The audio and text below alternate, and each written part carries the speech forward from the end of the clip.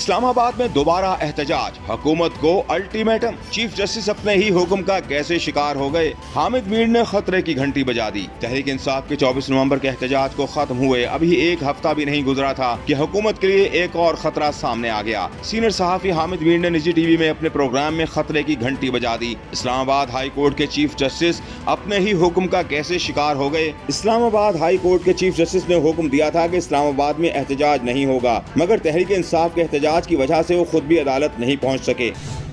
हुकूमत में शामिल पार्टी सरबराहान का इजलास हुआ और तवील बहस के बाद इस बात पर इत्तेफाक हुआ कि मदारिस को इख्तियार होगा, वो जिस विफाक में चाहें अपना रजिस्ट्रेशन कराएं। मौलाना फजल रहमान की हुकूमत पर तनकीद, बोले मदारिस पर दबाव डाला जा रहा है। हम चाहते हैं मदारिस हुकूमती दबाव से आज़ाद रहें। हम हुकूमत से लड़ना नहीं चाहते, सामना हो ही गया है तो हम भी तैयार हैं। पीडीएम हुकूमत में मदारिस के रजिस्ट्रेशन पर इत्तेफाक हुआ। अब हुकूमत ने ऐलान जंग कर दिया। इल्म नया हो या पुराना, इल्म होता है। हमारे तलबा भी जदीद इल्म हासिल करते हैं। हम मदारिस के अकाउंट खोलने का कहते हैं, ये बंद कर देते हैं। चेयरमैन पाकिस्तान उलमा काउंसिल हाफिज ताहिर महमूद अशरफी कहते हैं, मौलाना फजल रहमान बताएं तालीम का सनद वजारत ज़ाब्ता से क्या ताल्लुक है। मदारिस के खिलाफ कोई कार्रवाई नहीं की जा रही। खौफ व हरास ना फैलाया जाए। हमारा मुतालबा ही दीनी तालीम को वजारत तालीम से मुंसलिक करने का था। 18,000 के करीब मदारिस वजारत तालीम से मुंसलिक हो चुके। मदारिस के खिलाफ कोई क्रैकडाउन नहीं हो रहा। ये सियासी बातें हैं। मदारिस के पहले मुहाफिज हम हैं।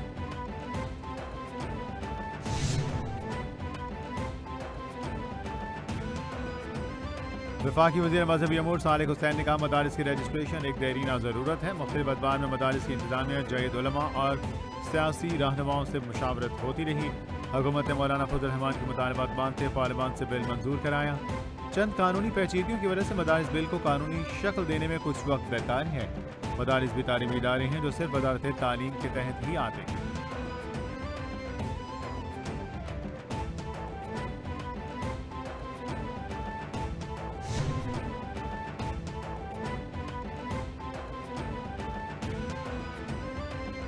GHQ हमला केस में बड़ी पेशरफ, इंसदाद दहशतगर्दी अदालत ने 25 मुल्ज़िमान के नाकाबिले वारंट गिरफ्तारी जारी कर दी है।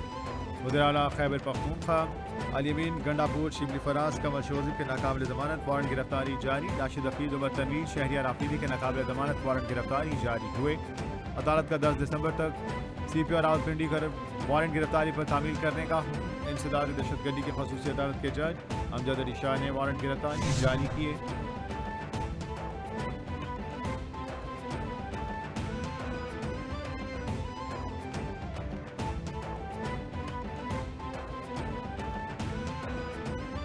वज़ीर-ए-आज़म के मुशीर बर सियासी अमूर राना सनाउल्लाह के नाकाबिले ज़मानत वारंट गिरफ्तारी जारी। गुजरांवाला के जुडिशल मजिस्ट्रेट सिद्रा गुल नवाज का राना सनाउल्लाह को 12 दिसंबर को गिरफ्तार करके पेश करने का हुक्म।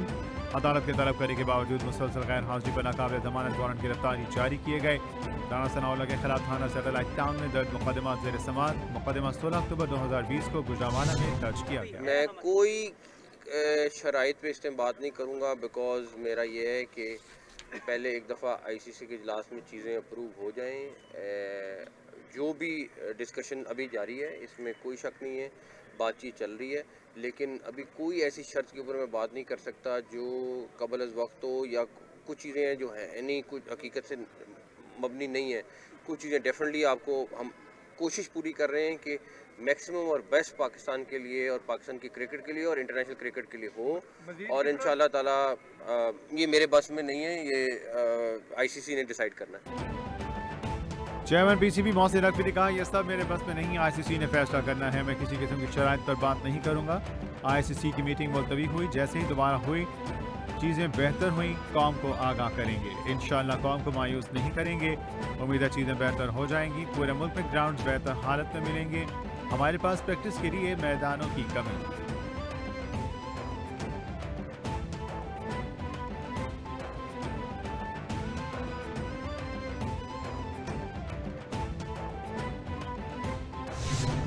We know that for a fact कि जैसे 4% को हम हिट करते हैं, because it's an import-led economy, so we get into a balance of payment problem. And the moment we get into a balance of payment problem, we have to run back into the lender of the last resort. तो इस boom bast cycle को अगर हमने जो है ख़त्म करना है और अगर हमने इंशाल्लाह इस इकॉनमी को 5, 6, 7% की ग्रोथ की तरफ लेके जाना, it has to be export led growth. वफाकी वज़ीर ख़ज़ाना मोहम्मद औरंगज़ेब कहते हैं तरक्की के लिए पॉलिसी का तसलसल ज़रूरी है। मुश्किल सियासी सूरत हाल के बावजूद सरमायाकार पाकिस्तान आ रहे हैं। धरनों और रैलियों से रोज़ाना 190 अरब रुपए का नुकसान होता है। मुआशी तरक्की के लिए सियासी इस्तेहकाम नागुज़ीर है।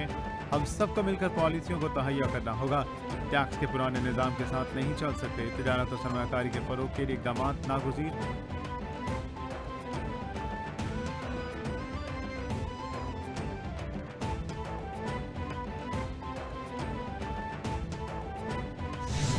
अब ये बात है कि देखिए, मैं तो बुश अभी के साथ फुल टाइम था, वहाँ से लेकर आखिर तक था और वहाँ से लेकर उनको वहाँ से लेकर आना सारा कुछ मैंने किया।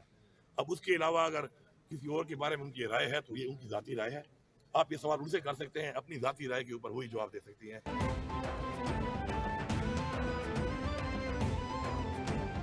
वज़ीर आला खैबर पख्तूनख्वा अलीमीन गंडापुर ने कहा कारकुनों का खून आएगा नहीं जाएगा। 12 वर्कर्स शहीद हुए और 107 अभी तक लापता हैं। मैं डी चौक में आखिर तक बुश्रा बीबी के साथ था। पीपल्स पार्टी ने सिंध और बलूचिस्तान में हमारी पार्टी पर पाबंदी की, करारदादें मंजूर कराई। मदारिस के बच्चे हमारे बच्चे हैं। मदारिस में दीनी तालीम के साथ दुनियावी तालीम देने चाहते हैं। मदारिस की रजिस्ट्रेशन होगी तो इसका काम कर सकेंगे।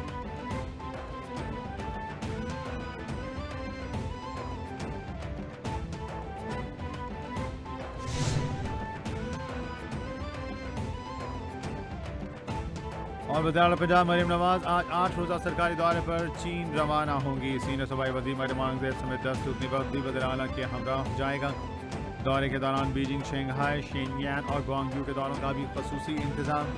वज़ीर आला पंजाब की चीनी इंटरनेशनल डिपार्टमेंट के वज़ीर समेत दीगर वज़रां से मुलाकातें शेड्यूल। चीनी निज़ाम तालीम, ट्रांसपोर्ट और सनतों पर जामे ब्रीफिंग भी दी जाएगी।